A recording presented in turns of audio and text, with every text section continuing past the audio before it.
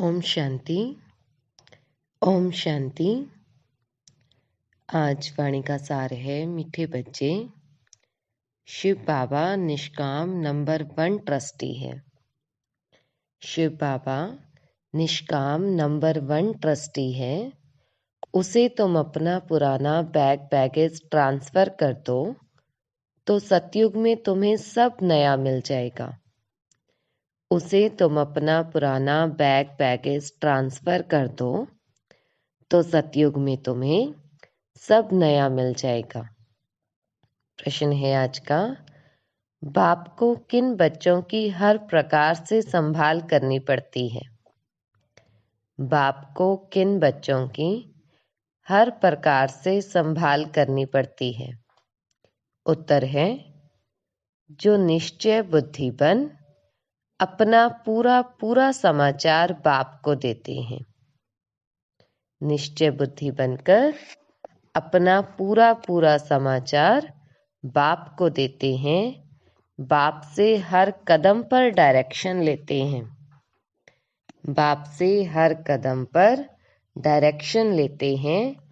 ऐसे बच्चों का बाप को बहुत ख्याल रहता है। बाबा कहते, मीठे बच्चे, कभी भी श्रीमत में संशय नहीं आना चाहिए। कभी भी श्रीमत में संशय नहीं आना चाहिए। संशय में आया तो माया बहुत नुकसान कर देगी, तुम्हें लायक बनने नहीं देगी। गीत है, दर पर आए हैं कसम ले। ओम शांति। मीठे मीठे सिकिलधे बच्चों ने गीत सुना। बच्चे उनको कहा जाता है जो बाप के बनते हैं। बाप ने समझाया है, यह अंतिम मर्जीवा जन्म जीते जी बाप का बनना है। यह तो बच्चे जानते हैं। श्रीमत गाई हुई है। श्रीमद भगवानुवाच। उस गीता में श्री कृष्ण का नाम डाल दिया, परंतु पहले शिव बाबा, फिर ब्रह्मा, फिर श्री कृष्ण। पहले मुख्य है शिव बाबा की मत, फिर ब्रह्मा की मत, फिर श्री कृष्ण। तो श्रीमत श्री कृष्ण की नहीं कहेंगे, वह दैवी गुणों से संपन्न है। किसी भी देहधारी मनुष्य को पतित पावन नहीं कहा जाता। पतितों को पावन बनाने वाला एक ही बाप है, जिसकी श्रीमत पर तुम चल रहे हो। निराकार परमात्मा सभी धर्म वालों का पिता है। श्री कृष्ण को सभी नहीं मानेंगे। क्रिश्चियन क्राइस्ट को फादर मानते हैं, न कि श्री कृष्ण को, क्योंकि क्रिश्चियन है क्राइस्ट की मुखवंशावली। शिव बाबा आकर तुमको अपना बनाते हैं, कहते हैं सिर हथेली पर रखकर बाप का बने हैं, उनके डायरेक्शन पर चलने के लिए। बच्चों को उन्हें मत देने की दरकार नहीं है, वह खुद मत देने वाला है। ऐसे नहीं, यह क्यों कहते नहीं, यह तो सब बच्चे हैं। शिव बाबा नामी ग्रामी है। वह जो मत देंगे, जो कुछ करेंगे, राइट करेंगे। इस ब्रह्मा से भी जो कुछ कराएंगे वह राइट ही होगा, क्योंकि करन करावनहार है। उनको भी बाबा कहते, ब्रह्मा बाबा को भी शिव बाबा मत देते हैं कि यह करो। तो तुम्हारा कनेक्शन है शिव बाबा से। कोई का भी अवगुण नहीं देखना है, श्रीमत पर चलना है।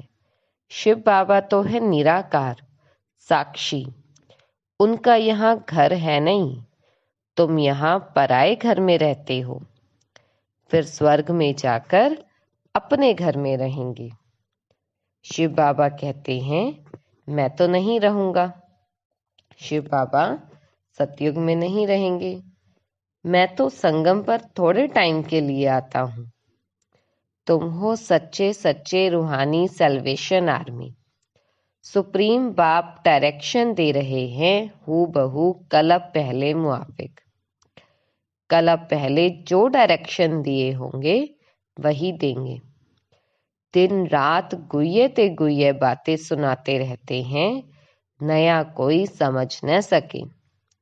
कराची से लेकर मुरली चलती आई है। पहले बाबा मुरली नहीं चलाते थे।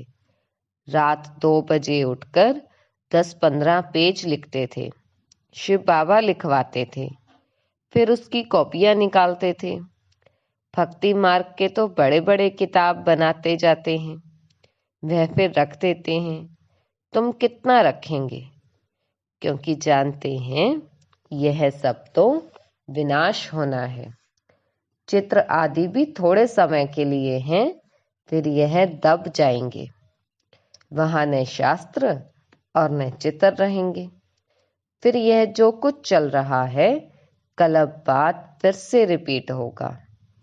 शास्त्र आदि द्वापर से शुरू होंगे। जिनके लिए बाप समझाते हैं, इनसे परम धाम का रास्ता नहीं मिलता। शास्त्र आदि पढ़ने से बाबा कहते परम धाम का रास्ता नहीं मिलता। ग्रंथ पहले बहुत छोटा था, दिन प्रतिदिन बड़ा बनाते जाते हैं। वास्तव में शिव बाबा की जीवन कहानी बड़ी बनानी चाहिए। तुम बच्चे बाप की जीवन कहानी जानते हो। बाप समझाते हैं, मैं भक्ति मार्ग में क्या क्या करता हूँ। भक्ति मार्ग में भी इंश्योरेंस करता हूँ। ईश्वर अर्थ मनुष्य दान करते हैं। कहते हैं ना, इसने ईश्वर अर्थ किया है, तब साहूकार घर में जन्म लिया है। भक्ति में धर्मात्मा बहुत होते हैं। बाबा कहते हैं, मैं बच्चों को दूसरे जन्म में इसका अल्पकाल के लिए फल देता आया हूँ। अच्छा व बुरा फल मिलता है ना। कितना बड़ा इंश्योरेंस हुआ। जो जैसे कर्म करते हैं उस अनुसार फल मिलता है। माया उल्टा कर्म कराती है, जिससे तुम दुख पाते हो। अब मैं तुमको ऐसे कर्म सिखलाता हूँ जो कभी दुख नहीं होगा, और वहां माया भी नहीं होती। सतयुग में ना माया होगी ना दुख होगा।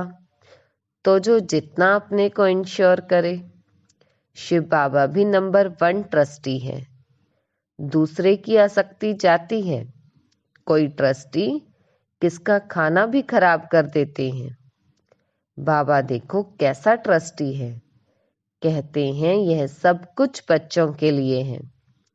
तुम्हारा सारा कनेक्शन शिव बाबा से है। बाप कहते हैं, मैं सच्चा ट्रस्टी हूँ।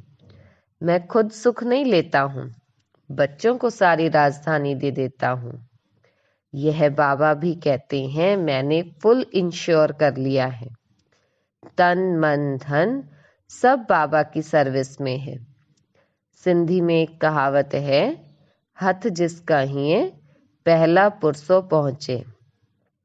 अर्थात दाता समान हाथ हैं तो वह पहला नंबर में पहुंच जाते हैं।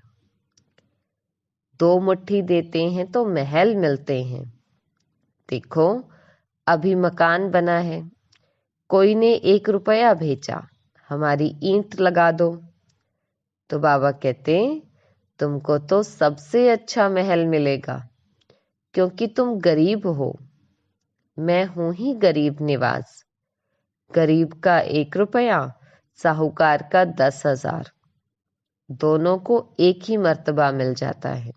दोनों बराबर है, क्योंकि गरीब के पास उतना ही है और साहूकार के पास ज्यादा है। तो बाबा कहते, साहूकार बहुत मुश्किल आते हैं। कन्याएं सबसे फ्री हैं। नंबर 1 देखो, मम्मा गई। बाबा ने सब कुछ दिया, फिर भी पहले लक्ष्मी फिर नारायण। कितना वंडरफुल खेल है। बाबा कहते, कभी भी किसी बात में संशय नहीं होना चाहिए। जरा भी संशय नहीं लाना चाहिए। बहुत मीठा बनना है। कदम कदम पर श्रीमत लेनी है, नहीं तो माया बहुत नुकसान करा देती है। कितने बच्चों को डायरेक्शन देने पड़ते हैं। बाबा कहते हैं पूरा समाचार लिखो। बाबा हर प्रकार की संभाल करेंगे। बाबा को बहुत ख्याल रहता है कहाँ यह बच्चा चढ़ जाए। पढ़ाई पर पूरा ध्यान देना चाहिए। तुम most beloved God fatherly student हो। भगवानुवाच भी गाया हुआ है, परंतु श्री कृष्ण का नाम डाल दिया। श्री कृष्ण भी सब मनुष्यों से ऊंचा ठहरा। फर्स्ट नंबर श्री कृष्ण का नाम देते हैं, नारायण का क्यों नहीं? बाबा ने पूछा, फर्स्ट नंबर श्री कृष्ण का नाम देते हैं, नारायण का क्यों नहीं, जबकि दोनों एक ही हैं? तो बाबा ने बताया, श्री कृष्ण है छोटा सतो प्रधान। फिर युवा वृद्ध अवस्था होती है ना, बालक ब्रह्म ज्ञानी समान कहते हैं। बच्चे से पाप नहीं होता है। श्री कृष्ण का भी जन्मदिन मनाते हैं। श्री कृष्ण को द्वापर में ले गए हैं। यह सब बाप ही समझाते हैं। इस समय तुम ब्राह्मण हो उत्तम। हम बाबा के बच्चे इस समय हैं उत्तम। तुम हो ईश्वरीय संतान। सतयुग में ईश्वरीय संतान नहीं कहलाएंगे। ईश्वर से जरूर स्वर्ग की प्राप्ति होगी। यह है तुम्हारा अति अमूल्य दुर्लभ जीवन। बाबा ने कहा, सभी का तो हो नहीं सकता ना, सिर्फ हमें ऐसा जीवन मिला है जो अति अमूल्य है, क्योंकि हम ईश्वर की संतान हैं। यह ड्रामा ही ऐसा बना हुआ है। जो कल पहले पढ़े थे वही अब पढ़ रहे हैं। भगवान ने जरूर भगवान भगवती रचे हैं, परंतु उन्हों को हम भगवान भगवती कह नहीं सकते, क्योंकि गॉड इज वन। उस निराकार की सारी महिमा है, साकार की थोड़ी महिमा होती है। लक्ष्मी नारायण को निराकार ने ऐसा बनाया। तुम भी बाप द्वारा स्वर्ग के मालिक बन रहे हो। राजयोग सीख रहे हो। बरोबर गीता में राजयोग है। जब राजाई स्थापन हुई तो उस समय विनाश भी हुआ ना। अभी है संगम। शिव बाबा आते हैं तो खेल पूरा करते हैं। फिर श्री कृष्ण का जन्म होता है। भक्ति मार्ग में बहुत बड़े बड़े मंदिर बनाते हैं। उन मंदिरों में पद्मों की मिल्कियत थी, अब तो सब लोप हो गए हैं। भक्ति मार्ग के शास्त्र पढ़ते पढ़ते, यात्रा करते करते, मंदिर बनाते बनाते, और बाबा कहते खर्चा करते करते भारत कंगाल बन पड़ा है। क्या क्या किया? शास्त्र पढ़ते पढ़ते, यात्रा करते करते, मंदिर बनाते बनाते, खर्चा करते करते भारत की ये हालत हो गई। बाबा कहते अभी तुम जैसे मास्टर नॉलेजफुल हो गए हो। बाप ज्ञान का सागर, आनंद का सागर, ब्लिसफुल है। यह सब बाप की ही महिमा है।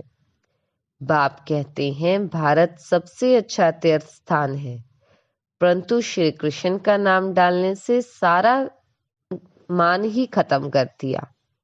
नहीं तो सब शिव के मंदिर में फूल चढ़ाते। सबका सदगति दाता एक है। आधा कल्प तुम प्रारब्ध भोग नीचे आते जाते हो। सबको तमो प्रधान बनना ही है। अब बाप कहते हैं जो बैगेज है सब दे दो, तो तुमको ट्रांसफर कर सतयुग में दे देंगे। जो पुराना कलयुगी बैगेज है, बाबा कहते सब कुछ दे दो तो ट्रांसफर कर हमें सतयुग में नया मिल जाएगा। हम खुद तो नहीं लेते हैं ना, शिव बाबा खुद तो नहीं लेते। मनुष्य तो अपने लिए करते हैं। फिर कहते हैं हम निष्काम करते हैं, परंतु निष्काम तो कोई कर नहीं सकता। हर चीज का फल जरूर मिलता है, वो लेना चाहे ना लेना चाहे, लेकिन बाबा सबको फल जरूर देते हैं, चाहे इस जन्म में चाहे अगले जन्म में। तो कोई भी निष्काम सेवा नहीं कर सकता।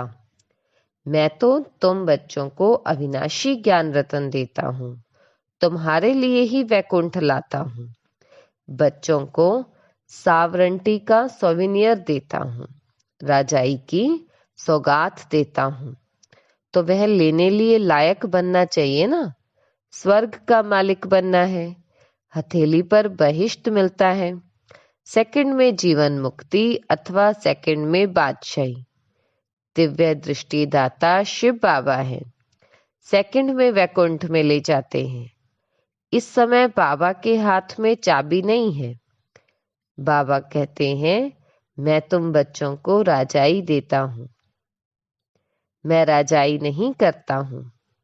फिर तुम जब भक्ति मार्ग में जाएंगे तो तुमको दिव्य दृष्टि से बहलाऊंगा। कितना अच्छी रीति बाप समझाते हैं। बाबा कल्प कल्प कल्प के संगम पर एक ही बार आते हैं, बाकी इतने अवतार आदि सब गपोड़े हैं। यह शास्त्र हैं ही सब भक्ति मार्ग के, वह भी बनी बनाई बन रही, अब कुछ बननी नाही। जो कुछ होता है ड्रामा में नूंद है, इसको साक्षी होकर देखो। बाबा बहुत अच्छी रीति समझाते हैं। बच्चे, मैं तुम्हारा इंश्योर मैग्नेट हूँ, तुम्हारी एक पाई भी नहीं गवाता हूँ, कौड़ी से तुमको हीरे तुल्य बनाता हूँ। यह सब शिव बाबा करते हैं, इनके द्वारा। करन करावन वह है, निराकार और निरअहंकारी वह है। गॉडफादर कैसे बैठ पढ़ाते हैं? ऐसे नहीं कहते हैं चरणों में पढ़ो। बाप ओबीडिएंट सर्वेंट है। बाप कहते हैं, जिनको मालिक बनाया वह पहले बहुत सुख भोगते हैं, अब दुखी हुए हैं। सुख भी बहुत मिलता है, कोई धर्म को इतना सुख नहीं मिलता। ऐसे नहीं कह सकते कि भारतवासियों को क्यों, औरों ने क्या किया। बाबा कहते, इतने ढेर मनुष्य हैं, सब तो नहीं आ सकते ना। ड्रामा बना हुआ है। भारत में ही आदि सनातन देवी देवता धर्म था। भगवान ने आकर सच्चा राजयोग सिखाया था। बाप कहते हैं, मैं फिर आया हूं। तुमने 84 जन्म पार्ट बजाया, अब फिर से घर वापस जाते हैं। यह बहुत पुराना चोला हो गया है, सर्प का मिसाल है ना। सन्यासी फिर कहते हैं, आत्मा परमात्मा में लीन हो जाती है। ऐसी अवस्था में रहते रहते फिर शरीर छोड़ देते हैं, परंतु ब्रह्म में लीन तो कोई होता नहीं। लेकिन उनों में भी कोई कोई बहुत तीखे होते हैं, शांत में बैठ शरीर छोड़ देते हैं। ब्रह्म तो बाबा नहीं है ना, यह उन विचारों का भ्रम है। ब्रह्म को ईश्वर मानना, बाबा कहते ये भ्रम है। जैसे हिंदुओं का यह भ्रम है कि हम हिंदू धर्म के हैं। अरे हिंदू धर्म कहाँ से आया? वह तो हिंदुस्तान का नाम है। सतयुग में एक ही धर्म था, अब तो देखो कितने धर्म हैं, कितनी भाषाएं हैं। वहां तो भाषा ही एक होती है, कहते हैं वन गवर्नमेंट, परंतु सभी गवर्नमेंट वन कैसे होगी? अभी सबको चाहिए एक गवर्नमेंट, परंतु बाबा कहते एक कैसे होगी कलयुग में। ब्रदरहुड भी नहीं समझते, सर्वव्यापी कह देते तो फादरहुड हो गया। फिर खुद फादर कहकर किसको बुलाएंगे? यह भी समझ की बात है ना। भाई भाई होंगे तो पिता को याद करेंगे, पिता ही बन जाएंगे तो बुलाएंगे किसको? तो बाबा कहते ये समझ चाहिए कि परमात्मा सर्वव्यापी नहीं, हम सभी भाइयों का पिता है।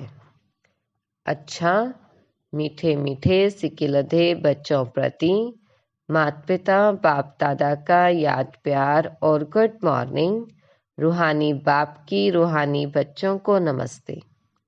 हम रूहानी बच्चों की रूहानी बाप दादा को याद प्यार, गुड मॉर्निंग और नमस्ते। अभिधारणा के लिए मुख्य सार है। नंबर 1, किसी का भी अवगुण नहीं देखना है। किसी का भी अवगुण नहीं देखना है। एक शिव बाबा से कनेक्शन रख। उनकी जो श्रीमत मिलती है उसे राइट समझ चलते रहना है। एक शिव बाबा से कनेक्शन रख।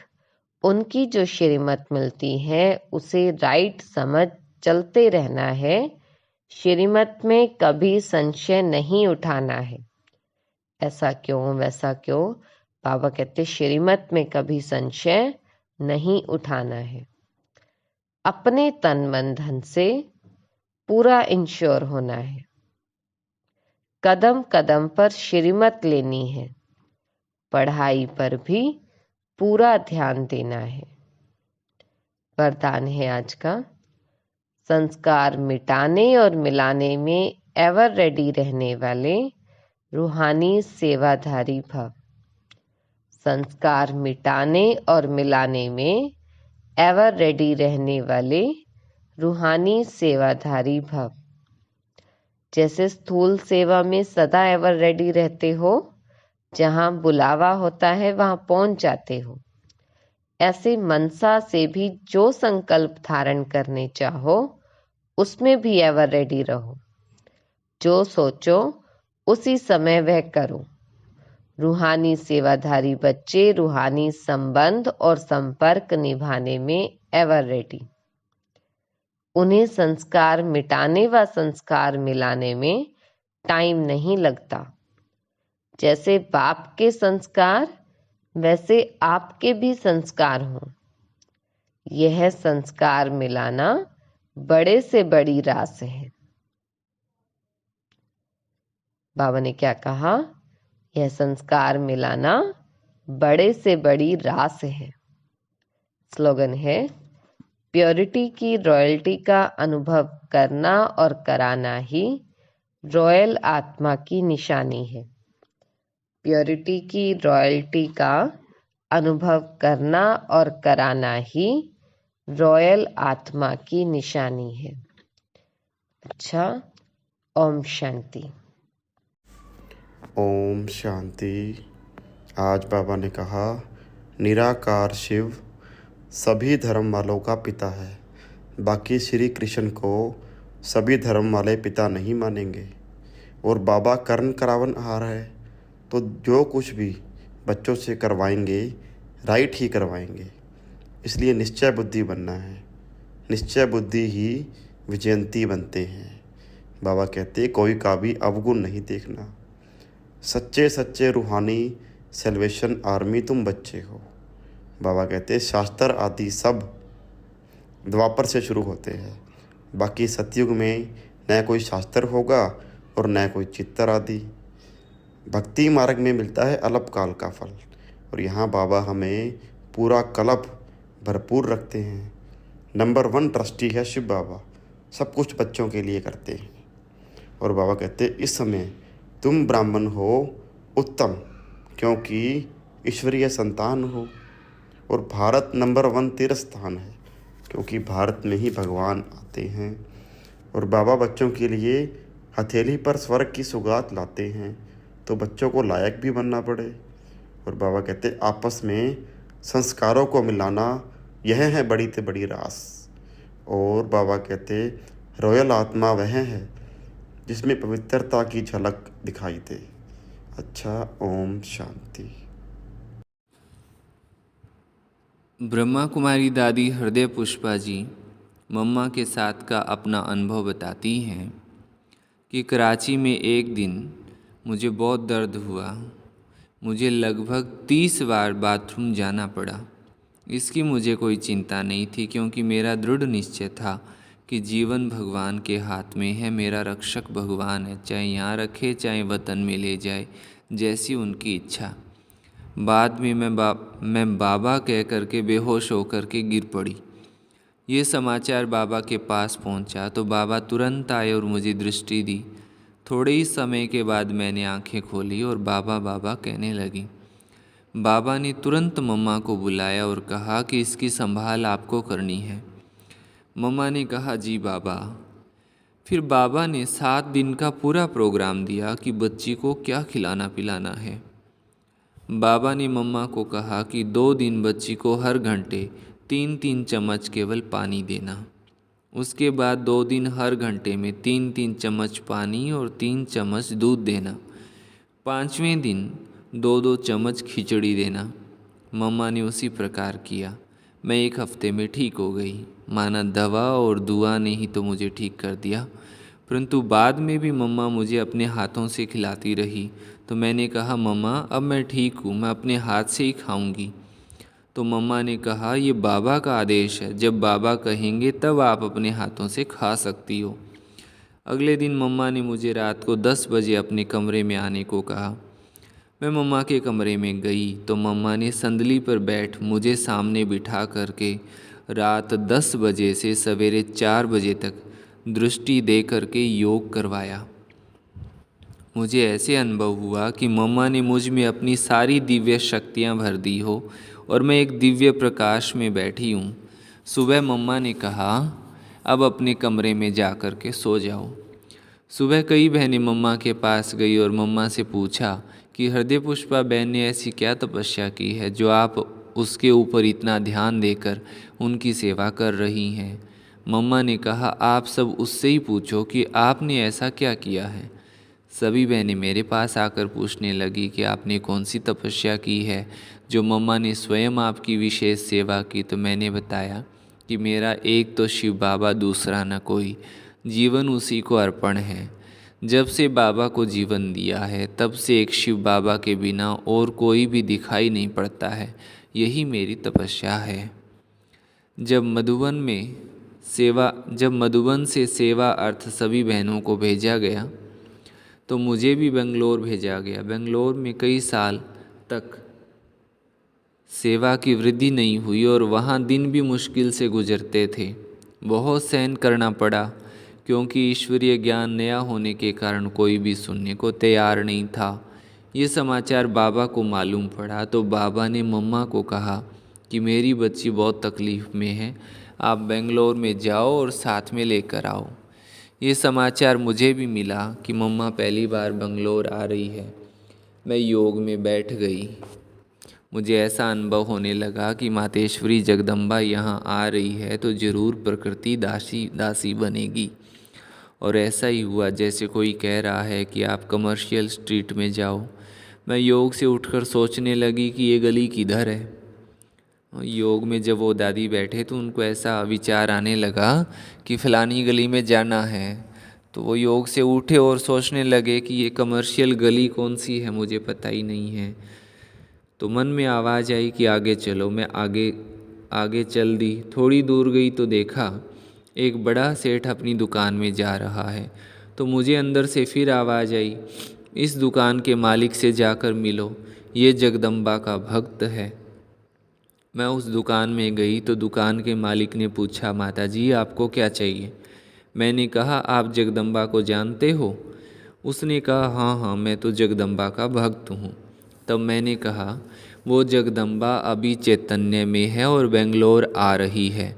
ये बात सुनकर सेठ को बड़ा आश्चर्य होने लगा और कहा अच्छा, ये मेरा सौभाग्य है कि मैं चेतन में अपनी इष्ट देवी से मिलूँगा और वरदान लूँगा, आशीर्वाद पाऊँगा, मेरी जन्म जन्मांतर की इच्छा पूर्ण होगी। फिर सेठ ने कहा कि आपकी बात सुनकर मेरे सामने वो दृश्य आ रहा है कि मैं जगदम्बा से मिल रहा हूँ। मैंने कहा जगदम्बा से मिलने के लिए कई लोग उत्कंठित हैं। फिर सेठ ने मुझसे पूछा इसके लिए मुझे क्या करना है बताइए। मैंने कहा बहुत लोग उनसे मिलने आएंगे, इसलिए एक बड़ा हॉल चाहिए, उनके रहने के लिए एक बड़ा बंगला चाहिए। सेठ कहने लगा माता जी अभी अभी हमारी एक नई धर्मशाला बनी है, उसका उद्घाटन थोड़े दिन पहले हुआ है, उसमें रहने का प्रबंध भी आप एक बार देख लीजिए। तुरंत सेठ ने अपनी कार में मुझे बिठाया और धर्मशाला दिखाने ले गया। मैंने धर्मशाला देखी तो पसंद आई। धर्मशाला नहीं थी और रहने का प्रबंध भी अच्छा था। फिर उसने गेहूँ, चावल, घी आदि राशन भेज दिया। प्रत्येक कमरे में चारपाई, बिस्तर आदि लगा हुआ था। मातेश्वरी के कमरे में चारपाई, बेडशीट, संदली आदि सभी तैयार कर दिया। अब मम्मा के आने की तैयारी में निमंत्रण पत्र छपवाना था। विचार चला, बाकी का फिर हम कल सुनेंगे। ओम शांति।